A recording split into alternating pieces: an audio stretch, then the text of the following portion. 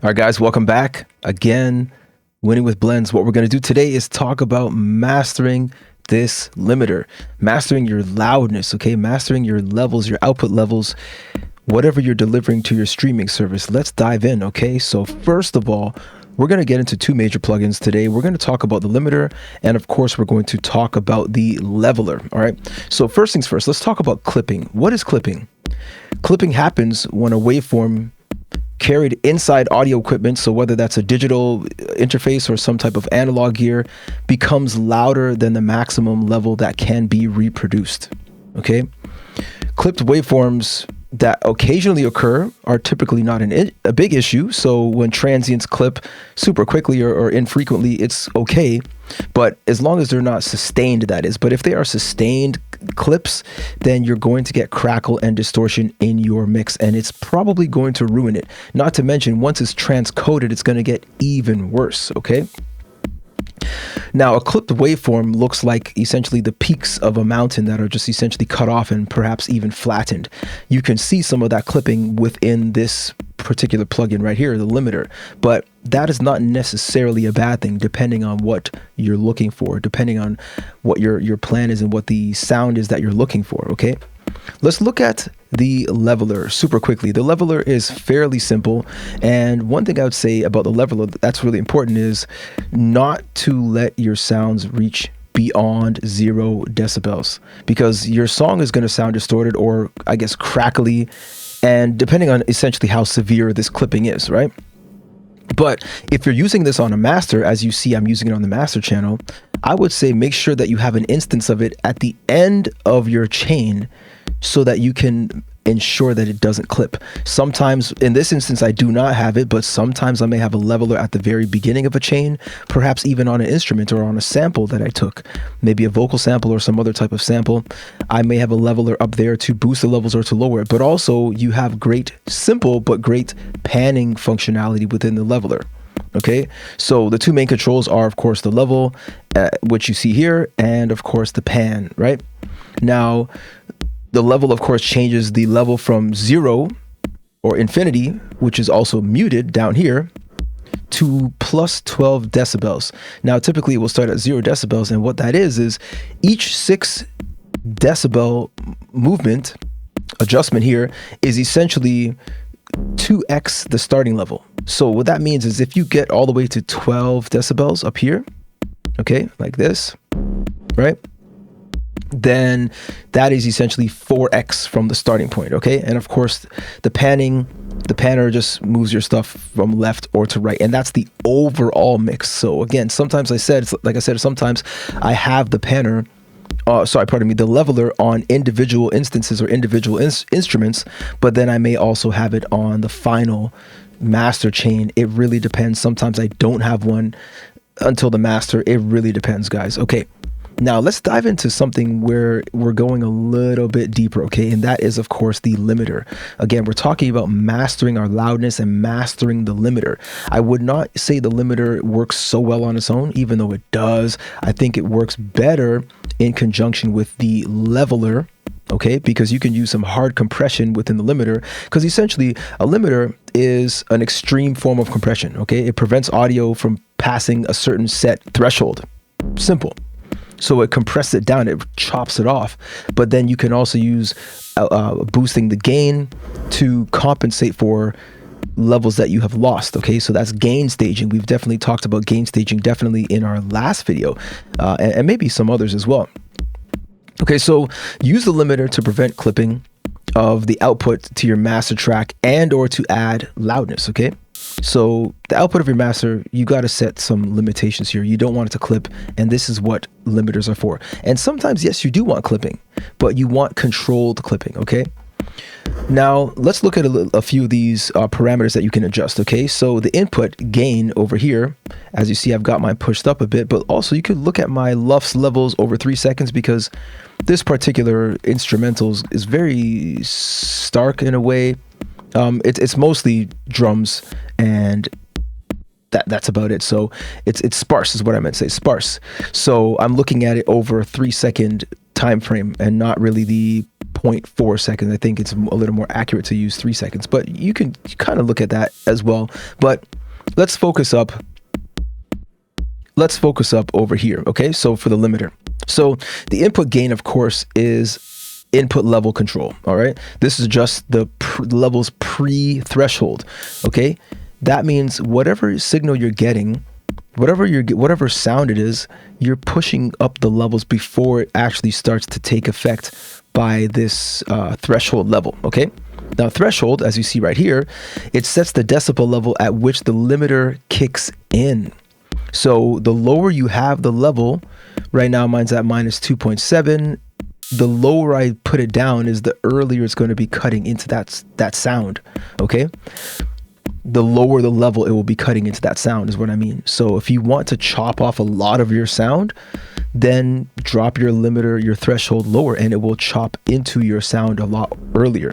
Okay, now the threshold should be adjusted according to the relative input and the type of audio material. It's up to you guys. Use your ears, do what's best. You can't just read this in a book or on a website or listen to somebody speak about it.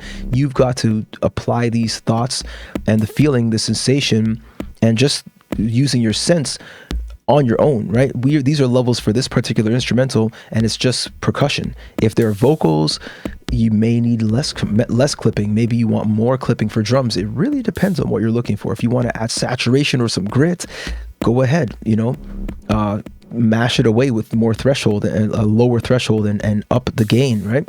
Let's continue on. Okay, so this area right in the middle, I suppose we could call it the visualizer, perhaps it's the feed. What it's going to do is show you the incoming signal, and of course these are in a bunch of peaks, right, moving from right to left, as you see. Now the horizontal line, I'm going to show that again. You see the horizontal line right there that's moving up and down. Okay, the horizontal line will show you the current threshold value. As you see, I adjusted the threshold and that line went up and down. Okay, when the threshold is below the peaks, the input signal peaks will show gray. Okay, above the threshold, pardon me. Okay, so as long as it's above the threshold, if you got your peaks getting above the threshold, as you see here, let me bring it down, you're going to see those input levels, those levels up here turn gray to indicate that they have been affected by the threshold. They've met the threshold. Okay, when the threshold is below the peaks, the input signal will show gray, again above the threshold. Now this indicates limiting is active. It's the threshold has been met and now there's limiting taking place. So that a little bit, those little peaks right there that are gray above that line, that's showing you that is how much is being attenuated or being chopped, cut from your output, essentially. Okay, which ultimately boosts up the lower levels, because if you're chopping off higher levels, then you're effectively making the lower levels louder. All right, and again, we talked about that, I'm pretty sure, in the last video on grit and saturation. Okay, now the variable line at the top of the display shows the amount of limiting when it dips down below the topmost position. Okay, so you could see these lines coming down. You see these lines coming down. It's also showing you how much has been cut. Okay, it's very intuitive looking at this because you can get a real sense of what you're doing for your, especially drums and about any instrument. But I really particularly like the limiter with my drums and maybe even basses, things that are heavier and more dynamic, more perhaps more upfront, just because it gives you a more of a visual representation of what's happening with the sound. Now release is the time it takes to release the volume reduction or the level reduction after a peak has been triggered, and the limiter for the limiter effect. So if I wanted to increase this, for now I'm just going to show you, look at these peaks and look how long they start to get. Watch how long they start to get. Okay, and you can even hear it in the sound. I'm going to max it out. So once it starts to bite into something, we're getting very long moments or instances of compression, right, of clipping. We don't really want that with a master. Typically, again, this is up to you guys, but typically you would have done a lot of gain staging and compression all throughout your mix, throughout your different instruments, to ensure that there are no extreme peaks that you would have to use such a long release time to control.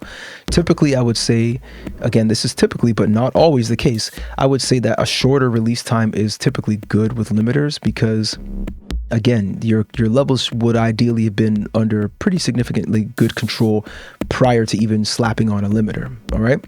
Now, the output gain adjusts the final output level. Okay, so for volume maximization, first limit the signal by bringing down the threshold. As you see, I brought down the threshold, right? Then I increased the gain to essentially make up for some of the levels that I lost.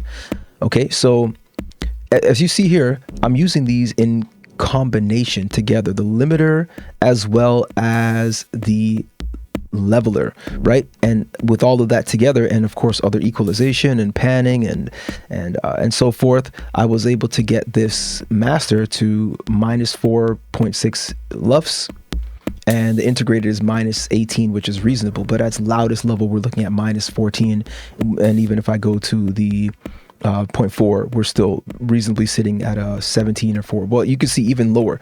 But again, like I mentioned in the last video and in some other videos previously when talking about LUFS and mastering for loudness and for streaming services, getting loudness peaks that are really, really loud for quick bursts is not necessarily a bad thing. It's just we don't want these to be sustained events where you've got loud portions for 1 or 2 or 3 seconds of your mix. That's going to cause some real trouble. So guys, look, I really hope this helped a lot of you figure out how to get your loudness levels. This video comes from some of the comments I received over the past few days, and I want you guys to understand, you can set your output levels right in the leveler, right in the limiter, and just make sure that your levels don't hit past 0, but I would say even minus 2 peak is perfectly suitable for today's streaming services because everything gets leveled off anyway, either brought up or down. And as I mentioned in the past, it's better to have your audio brought up in volume than to be turned down. Just think about that.